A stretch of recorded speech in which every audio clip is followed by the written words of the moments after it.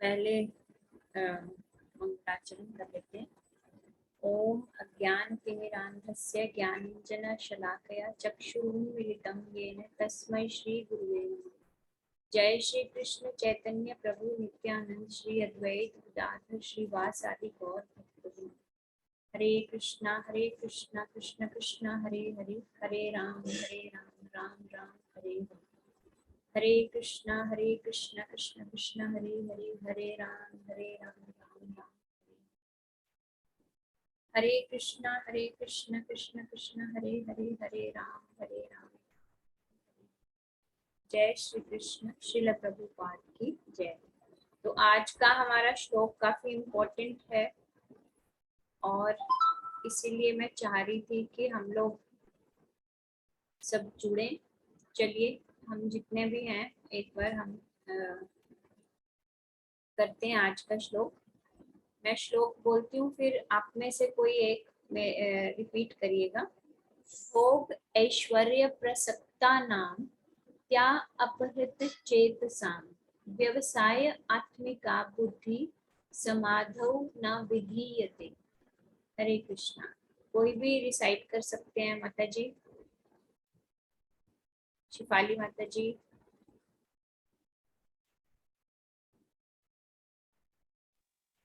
हाँ जी, बोल रही हूँ। भोगेश्वर हरे कृष्णा। शिफाली माता जी आपकी आवाज नहीं सुनाई दे रही। भोगेश्वर्य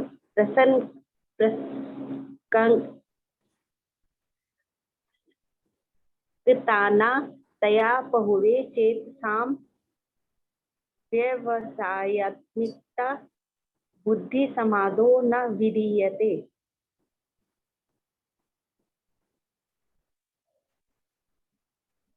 चलिए मैं डिस्कस करते हैं इस श्लोक को। मुझे आपकी आवाज सुनाई नहीं दी।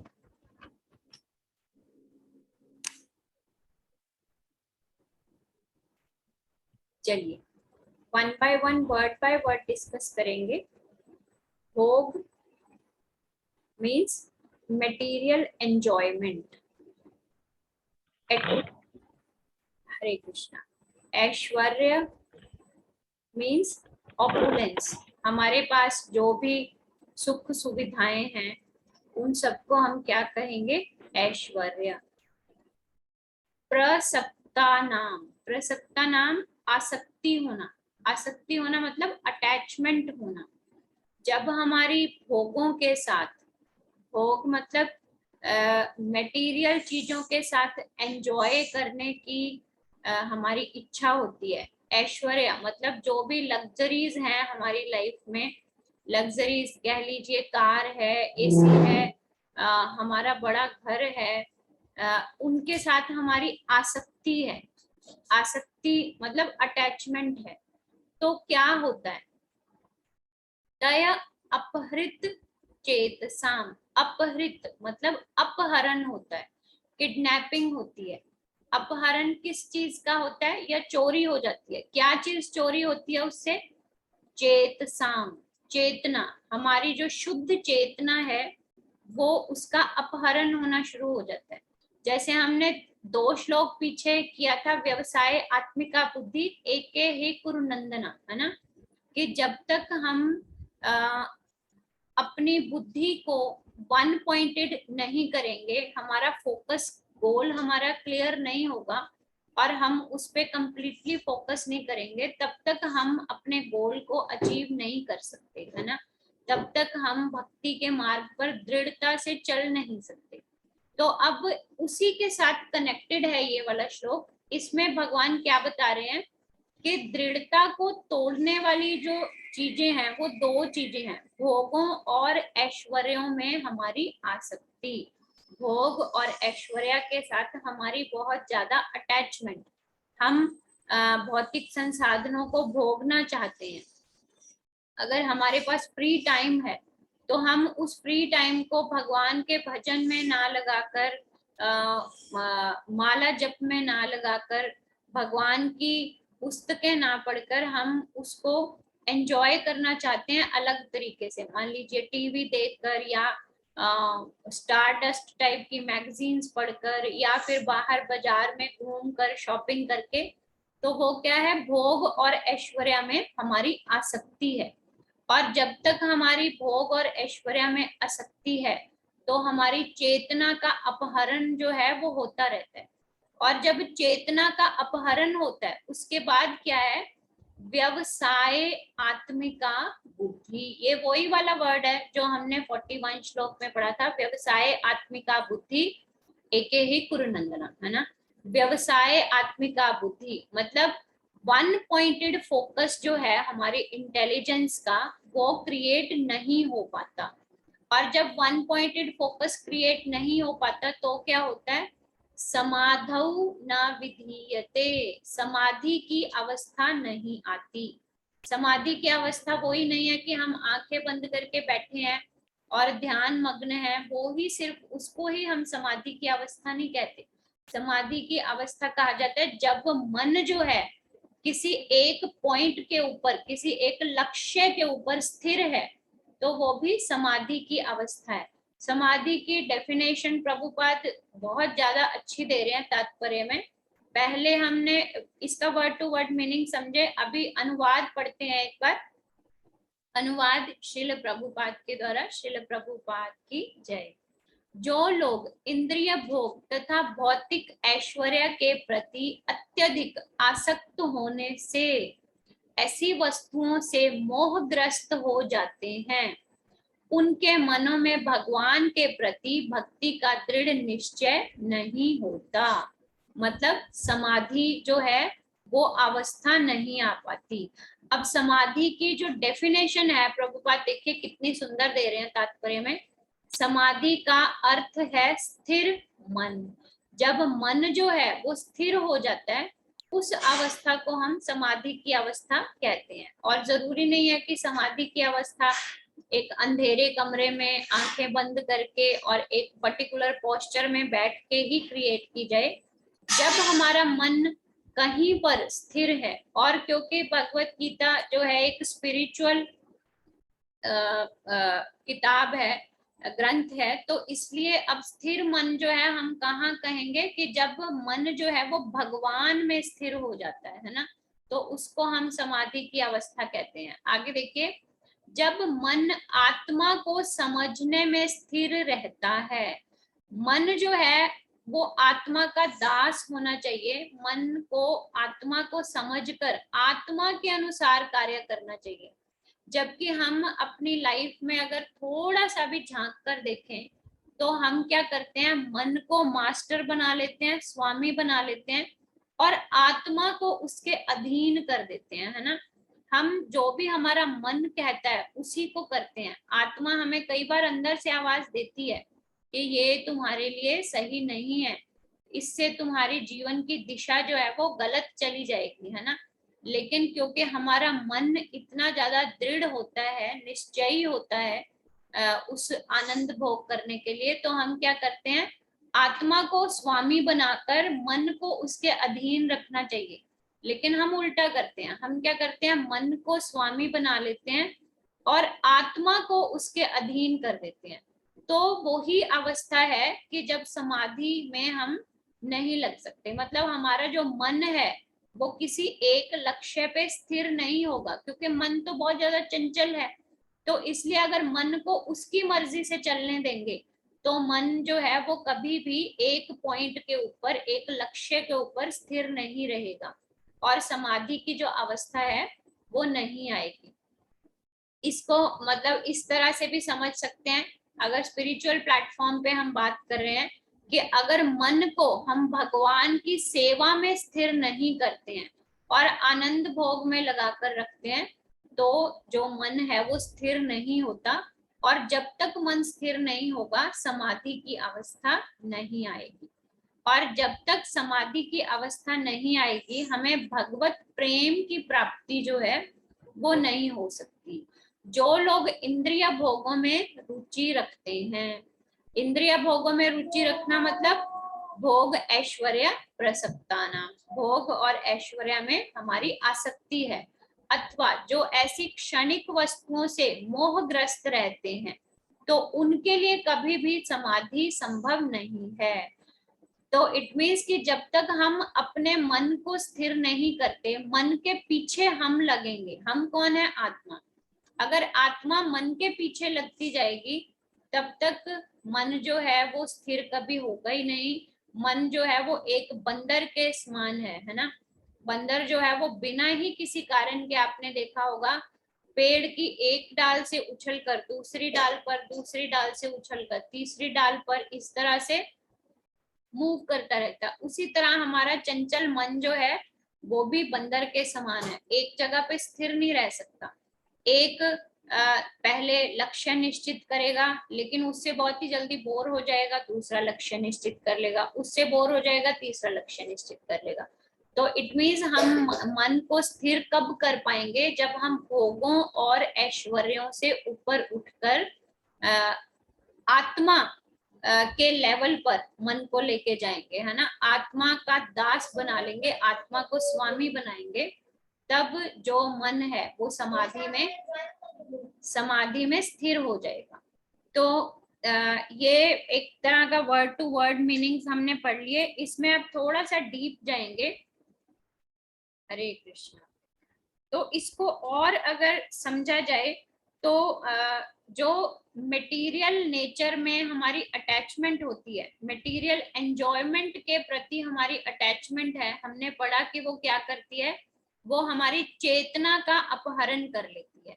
चेतना का अपहरण मतलब वही कि आत्मा की आवाज हम सुनते नहीं है, क्योंकि आत्मा का लक्षण है चेतना, है ना। अगर आत्मा शरीर के अंदर है तो ही शरीर चेतन है। तो अगर चेतना जो है उसका अपहरण हो गया, इट मीन्स हम कहीं ना कहीं अपनी आत्मा की आवाज को दबा रहे हैं। अब अगर इसको और आसान करके समझा जाए तो मान लीजिए हमारे घर में चोर आ गया है ना, और चोर ज्यादा से ज्यादा क्या चुरा सकता है? हमारे घर का सामान चुरा सकता है, हमारे जो लॉकर में पड़े हुए गहने हैं या धन है उसको चुरा सकता है। लेकिन अगर भोगों और ऐश्वर्यों में हमारा मन लगा हुआ है तो किस चीज की चोरी हो जाएगी? हमारी चेतना की चोरी हो जाएगी। और अगर हमारी चेतना की चोरी होती है तो हमारी जो आइडेंटिटी है, हमारा जो असली स्वरूप है, उसकी भी चोरी हो जाती है। उसकी चोरी होने का मतलब कि हम अपने असली स्वरूप तक पहुंच नहीं पाते, हम अपने असली स्वरूप को भूल जाते हैं। और हमारा असली स्वरूप है क्या? हम भगवान के नित्य दास हैं। जीवेर स्वरूप होए कृष्णेर नित्य दास, कि जीव जो है वो कृष्ण का नित्य दास है, सनातन दास है। तो ये हमारी आइडेंटिटी है। और अगर हमारी चेतना जो है वो कंटेमिनेट हो जाती है, हमारी चेतना दूषित हो जाती है। क्यों दूषित हो रही है? क्योंकि हमने अपने मन को भोगों और ऐश्वर्यों में लगाया हुआ है। तो हमारी आइडेंटिटी भी किसी ना किसी तरह से चोरी हो जाती है, मतलब हम अपनी रियल आइडेंटिटी को भूल जाते हैं। और अगर हमें अपनी रियल आइडेंटिटी ही पता नहीं होगी तो हम फिर अपने धाम में, अपने घर में जाने का प्रयास भी नहीं करेंगे। जैसे मान लीजिए एक इंसान है, उसको बीमारी है कि वो बहुत ज्यादा जल्दी चीजों को भूल जाता है ना। अब वो एकदम से घर से बाहर निकला और घर से बाहर निकलते ही वो भूल गया कि उसका नाम क्या है, उसके माता पिता का नाम क्या है, उसका एड्रेस क्या है। तो इसका मतलब क्या हुआ? वो अपनी आइडेंटिटी को भूल गया। अब आइडेंटिटी को वो भूल चुका है। अगर कोई उसकी मदद भी करना चाहेगा, कोई उससे पूछेगा कि भाई तुम कौन हो, कहाँ रहते हो, तुम्हारे माता पिता का नाम क्या है, तुम बताओ, हम उसे तुम्हें तुम्हारे घर पे छोड़ाते हैं। लेकिन क्या है? वो अपनी आइडेंटिटी को भूल चुका है, इसलिए वो अपने घर पर पहुंच नहीं पाएगा जब तक कि उसको अपनी आइडेंटिटी दोबारा याद नहीं आती।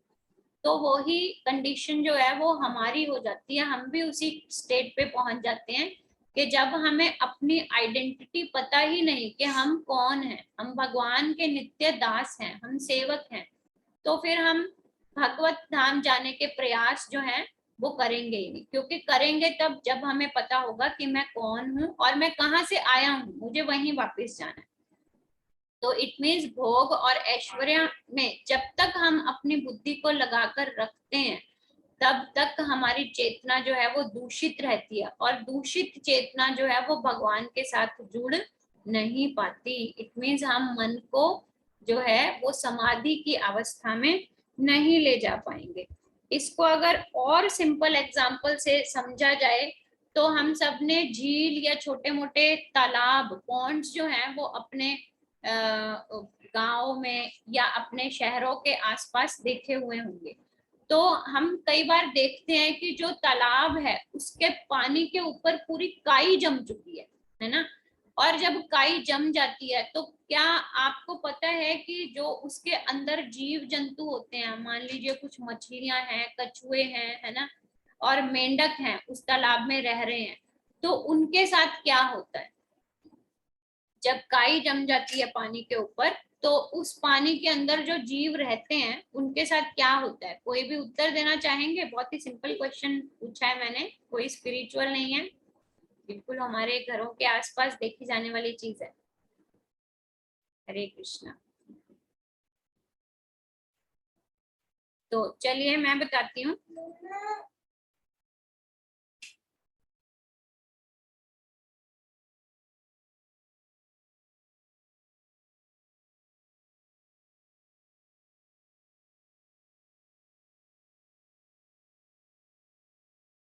10 मिनट भैया, 10 मिनट।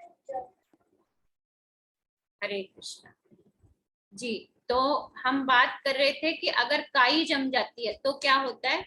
पानी के ऊपर जब काई जम जाएगी तो जो वो काई है ना, वो हरियाली है, वो हरियाली पानी से सारे मिनरल्स लेने शुरू कर देगी, सारे ऑक्सीजन जो है वो खींचनी शुरू कर देगी। और जब पानी के अंदर मिनरल्स की और ऑक्सीजन की कमी होगी तो उस झील के अंदर या उस तालाब के अंदर जितने भी छोटे छोटे छोटे छोटे जीव रहते हैं, मेंढक, मछली या कछुए, तो उनको भी सांस लेने के लिए मिनरल्स की भी जरूरत है और ऑक्सीजन की भी जरूरत है। अब उनको जब ऑक्सीजन नहीं मिलेगी तो क्या होगा? वो मरने शुरू हो जाएंगे, है ना। वो ही हाल अंदर हमारी चेतना का भी होता है। हमारी बुद्धि के ऊपर जो है इतने बुरी तरह से भोग और ऐश्वर्य के आनंद की प्राप्ति करने की काई जम जाती है कि जो हमारी चेतना है ना, वो सांस नहीं ले पाती, और धीरे धीरे धीरे धीरे करके हमारी चेतना दूषित होती रहती है और एट लास्ट हम अपनी आइडेंटिटी को बिल्कुल खो देते हैं। तो इसलिए उसके लिए क्या जरूरी है कि पानी से काई को साफ किया जाए। जब हम पानी से काई को साफ करेंगे तभी अंदर के जो जीव हैं, अंदर के जीवों को फिर मिनरल्स भी मिलेंगे, ऑक्सीजन भी मिलेगी, लाइट भी मिलेगी, है ना। तो जब तक हम अपनी बुद्धि और अपने मन के ऊपर जमी हुई भोग और ऐश्वर्य के आनंद प्राप्ति की आसक्ति को छोड़ नहीं देते, तब तक हमारी जो चेतना है वो दूषित ही रहती है। और दूषित चेतना जो है वो मन को एक पॉइंट के ऊपर स्थिर कर नहीं पाती और भगवत धाम जाने के हमारे जो रास्ते हैं वो बंद हो जाते हैं। इसी तरह से अगर एक और एग्जांपल लें हम, जैसे हमने देखा है अभी जो सीजन चल रहा है वो क्या है? सीजन धान की फसल बीजने का, है ना।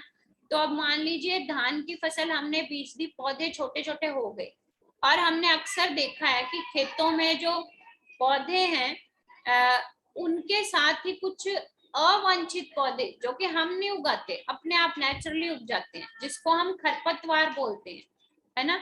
तो वो खरपतवार एक्चुअली क्या करती है? जितना भी हम पानी देते हैं, जितनी भी हम खाद डालते हैं, जो भी हम जो खेत है, खेत में जो भी चीजें हम प्रोवाइड करते हैं फसल के लिए, है ना, वो खरपतवार वो सारे खाद और सारा पानी जो है वो कंज्यूम करना शुरू कर देती है। अब नो डाउट खेती तो होगी, चावल तो उगेगा, लेकिन चावल का दाना उतना अच्छा नहीं होगा जितना कि अगर हम उन खरपतवारों को हटा देते तो होता, है ना।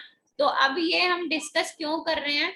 क्योंकि जब हम भक्ति की तरफ मुड़ते हैं तो हमारे भक्ति की बीज के साथ साथ और कई अन्य बीज भी हमारे मन में जो है वो ऑलरेडी होते हैं।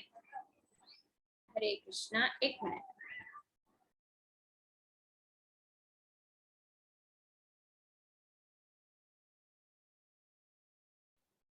हाँ जी। तो अब जब हमने खेत में चावल के पौधे उगाए और हमने वो खरपतवार नहीं निकाली तो फसल इतनी अच्छी नहीं हुई। उसी तरह से अब हमने भक्ति लता का बीज तो लगा दिया, हम भक्ति तो करना चाहते हैं, लेकिन हमने उसके साथ जो अवांछित खरपतवार के पौधे हैं उसको नहीं हटाया। वो अवांछित खरपतवार के पौधे क्या हैं? वही भोग और ऐश्वर्य में आसक्ति है ना। जैसे बहुत बड़ी आसक्ति है कि हम किसी दूसरे की निंदा करते हैं और अपनी प्रशंसा सुनते हैं, इन चीजों से हमें प्रसन्नता मिलती है ना। तो ये भी भक्ति के मार्ग में एक तरह की खरपतवार है। जब तक हम अपनी इन आदतों से ऊपर नहीं उठेंगे तो भक्ति लता जो है वो फलित तो होगी, लेकिन उतनी ज्यादा फलित नहीं होगी जितनी कि हम अपनी चेतना के स्तर को शुद्ध करने के बाद उसको फलित करेंगे। तो चेतना का स्तर शुद्ध कैसे होता है? जब हमारे अंदर से अपनी प्रशंसा सुनने का और दूसरे की निंदा करने की, भोग की या आनंद की कामना जो है वो खत्म हो जाती है। इसी तरह से कई अपराध हैं, मैंने आपको सिर्फ समझाने के लिए एक दो एग्जांपल्स दिए। एक एग्जांपल जो है वो स्क्रिप्चर से भी लेते हैं, ग्रंथ से भी लेते हैं। जैसे हमें पता है धृतराष्ट्र, धृतराष्ट्र जो हैं उनको अपने पुत्र के प्रति बहुत ज्यादा आसक्ति थी। वो बहुत ज्यादा आसक्त थे अपने पुत्र के प्रति और वो चाहते थे कि मेरा पुत्र जो है वो एनी हाउ सम हाउ राजा बन जाए, है ना। चाहे वो सही मीन्स को यूज करके बने, जैसे हम कहते हैं ना बाय हुक और क्रुक, है ना। किसी भी तरीके से, चाहे गलत चाहे सही, धर्म या अधर्म, किसी भी तरह से चलकर वो राजा बन जाए। और हमें पता है कि धृतराष्ट्र जो हैं उन्होंने अपने पुत्र को राजा बनाने के लिए उसको कई ऐसे संस्कार दिए जो कि अधर्म के मार्ग पर दुर्योधन को चलाते चले गए। अब धृतराष्ट्र को समझाने के लिए जो है विदुर, विदुर ने धृतराष्ट्र को समझाया। उन्होंने डायरेक्टली बोला था कि अर्जुन के साथ जो सारथी बन के लड़ रहा है, सारथी बना हुआ है ना, वो कोई आम इंसान नहीं है, वो स्वयं श्री भगवान है ना। तो इसलिए तुम दुर्योधन को समझाओ और दुर्योधन को कहो कि वो युद्ध से पीछे हट जाए, अन्यथा विनाश ही विनाश है ना। लेकिन धृतराष्ट्र ने आगे उत्तर क्या दिया था, वो बहुत ही ज्यादा चौंकाने वाला है। धृतराष्ट्र ने कहा कि हाँ मैं जानता हूं कि अर्जुन का साथ देने वाले जो उसके सारथी हैं वो श्री भगवान स्वयं है, लेकिन मैं क्या करूं, मेरे अपने पुत्र में इतनी ज्यादा आसक्ति है कि मैं उन श्री भगवान की तरफ जाना भी चाहता हूं तो वो आसक्ति मुझे पीछे खींच लेती है ना। और केवल विदुर ही नहीं बल्कि उनको गांधारी ने भी समझाया, उनको भीष्म पितामह ने भी समझाया और नारद स्वयं आकर भी उनको समझा कर गए। भगवान जी के अनन्य भक्त हैं अक्रूर, जो कि कंस के मंत्री थे, उन्होंने भी समझाया। बहुत लोगों के समझाने के बाद भी उनकी जो अटैचमेंट है अपने पुत्र के प्रति वो टूट नहीं पाई। तो इसीलिए जब अटैचमेंट टूटी नहीं तो भगवान की तरफ वो अपने स्टेप्स बढ़ा ही नहीं पाए। और वो ही कंडीशन हम जीवों की भी होती है। जब तक हम भोग और ऐश्वर्य से अपनी अटैचमेंट को तोड़ नहीं लेते तब तक हम भगवान की तरफ बढ़ नहीं पाते। तो इसलिए भक्ति के मार्ग में बेसिकली ये दो चीजें जो हैं वो एक रुकावट का, रोड़े अटकाने का काम करती है कि मटेरियल नेचर को एंजॉय करने की हमारी इच्छा, और दूसरा कि हम अपने आसपास ऐश्वर्यों को इकट्ठा करने चाहते हैं ताकि हमारा जीवन जो है वो आनंदमय हो सके। और जैसे ही हम भोगों और ऐश्वर्यों से ऊपर उठकर भगवान की तरफ जाने की कोशिश करेंगे तो हमारी भक्ति लता का जो बीज है वो पनपेगा भी और जो लता है वो अच्छी तरह से बढ़नी भी शुरू हो जाएगी। अब प्रॉब्लम ये आती है कि हम लोग को पता होता है कि ये सब चीजें जो है वो भक्ति के मार्ग में रोड़े अटकाती हैं, लेकिन उससे फिर भी हम ऊपर नहीं उठ पाते। तो उसका क्या उपाय है? उसका उपाय प्रभुपाद बताते हैं कि उसे हम गुरु की कृपा से उन रुकावटों को दूर कर सकते हैं। तो इसलिए गुरु का होना जो है वो हमारी लाइफ में बहुत ही ज्यादा जरूरी है। क्योंकि क्या है कि हम एक ऐसे कमरे में बंद हैं जहां सबके हाथ बंधे हुए हैं। मेरे हाथ तो बंधे हुए हैं, है ना। तो इसलिए मैं अपने हाथों की रस्सी को तो स्वयं खोल ही नहीं सकती, और मेरे आसपास जितने भी लोग हैं उन सबके हाथ बंधे हुए हैं। तो जब सबके हाथ बंधे हुए हैं तो कोई भी एक दूसरे को आजाद नहीं कर पाएगा, रस्सियां खोल नहीं पाएगा। और वो रस्सियां है क्या? भोग और ऐश्वर्य में हमारी आसक्ति होना। और हम अपने परिवार में, अपने समाज में जितने भी लोग देखते हैं वो सब इन दो रस्सियों से बंधे ही हुए हैं। तो जब हम सब बंधे हुए हैं तो कौन किसको आजाद करेगा? फिर हमें क्या करना है? हमें गुरु की शरण में जाना है। चाहे हमारे गुरु गृहस्थ भी हों, लेकिन अगर वो संपूर्ण गुरु हैं, हमने गुरु शिष्य परंपरा से अपने गुरु चुने हैं, है ना, तो वो गुरु गृहस्थ होने के बाद चाहे हमें लगता होगा कि ये तो खुद गृहस्थी में बंधे हुए हैं, लेकिन फिर भी वो पूर्ण पुरुष होते हैं और वो उन भोग और ऐश्वर्यों के लेवल से ऊपर उठ चुके होते हैं। तो इसलिए जब उनके हाथ खुले हैं, हमें एक इंसान मिल गया जिसके हाथ खुले हैं, तो वो फिर चाहे उसके सामने हजारों लोग आ जाएं, उन सबके हाथ खोल सकता है। तो इसलिए गुरु की शरण में जाना जरूरी है, ताकि गुरु जो है हमारे हाथों से, हमारे मन के हाथों से एक्चुअली इन रस्सियों को खोल सके। और जैसे ही गुरु की कृपा होती है, गुरु की कृपा कब होगी? जब हम गुरु को पूर्णतः शरणागति अपनी दे देंगे, तो गुरु हम पे कृपा करते हैं और गुरु फिर हमारे भक्ति के मार्ग से इन रोड़ों को हटाना शुरू करते हैं और हमारी भक्ति की जो लता है वो बढ़नी और फूलनी शुरू हो जाती है और हम भगवान के नजदीक जाना शुरू हो जाते हैं। तो दिस इज फॉर टुडे। कल हम नेक्स्ट श्लोक करेंगे। कल संडे है, हम मंडे को फिर नेक्स्ट श्लोक करेंगे। तो मंडे तक के लिए हरे कृष्णा। आपका वीकेंड बहुत अच्छा हो और भक्तिमय हो। हरे कृष्णा।